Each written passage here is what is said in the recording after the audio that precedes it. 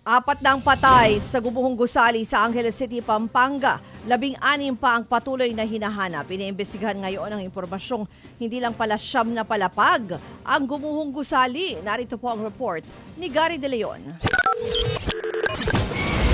Dahan-dahang pinuputol ng mga bombero at mga rescuer ang mga bakal na pumatong sa biktimang ito. Kabilang siya sa mga natrap nang gumuho ang ginagawang gusali sa Barangay Balibago, Angeles City sa Pampanga. Patuloy ang ginagawang rescue operation, lalo't 16 pa ang nawawala. Sa gitna ng paghahanap kaninang madaling araw, nailabas ng mga rescuer ang isang biktima ng pagguho. Nawalan siya ng malay kaya nirevive na ng medical team, pero binawian din ng buhay. Magkasunod ding inilabas ang 2 pang bangkay.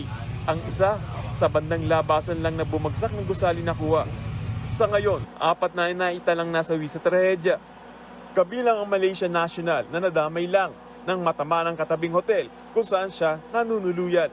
Ang nakaligtas na construction worker na si Brian Sintangco, bakas pa ang sugat sa ulot, braso at mga binti nang piliting makalabas sa guho. Sa baba kami, nandun ang barak ko sa baba ng building. Tapos, nansaluhin ako natutulog. Bumagsak yung bubong ng tinturuan ko ng barak. Balutan pa ako ng net. Sinunit ko na lang ng yung mga bagat na simento para makalusot lang ako. Kasi nahirapan ako nila. Sa ngayon, gumagamit na ng life detector machine ang mga rescuer para makita kung may senyalis ng buhay sa guho. Pero ang mga kaanak ng mga natrap na panghihinaan na ng loob sa bagal daw ng pag-rescue. Siguro wala nang buhay. 24 hours na sila dyan. Hindi pa kumakain. Kahit siguro tubig, wala. Kung nagtutulong-tulong po sila, hindi yung iba karamihan naglalakad lang. Nakahiga, nakatambay kung saan nagsisilpon. Siguro po mapapabilis yung kilos na makapag-rescue sila ng buhay doon. May paliwanag naman dyan ng LGU. O hindi naman tayo pwedeng pumasok basta-basta, hindi naman tayo pwedeng magtanggal ng mga debris. Kasi siyempre yung structural integrity natin, alam natin na compensate na po. At anytime pwedeng mag-collapse po ang humahawak po sa kanal. Iimbestigahan naman ng mga otoridad ang kwento ng ilang kaanak na hindi lang siyam na palapag ang gumuhong gusali. Mismo binanggit po sa akin ng asawa ko. Kaya ang sabi niya sa akin, matatagalan daw siya dyan. Kasi 12 floor nga daw po yan.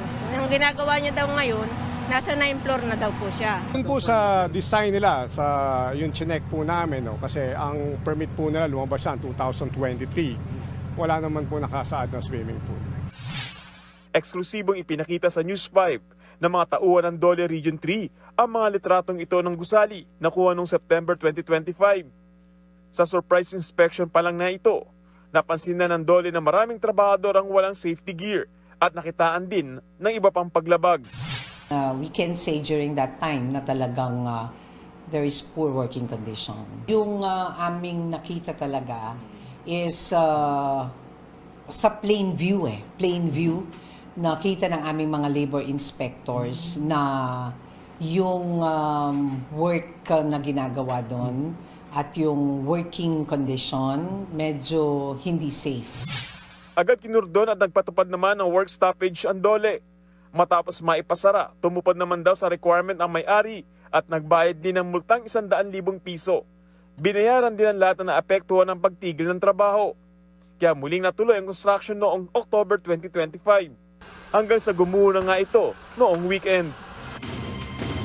Mga kapatid, patuloy po kayong tumutok sa 105.9 True FM para sa totoong balita, impormasyon, music, and entertainment. Mag-subscribe sa aming YouTube channel at podcasts. At sundan nyo rin po kami sa Facebook, Instagram, X, TikTok sa True Network PH. Bisitahin din po ang aming website, truefm.ph at panoorin kami sa True TV Signal Channel 19. Kami po ang 105.9 True FM.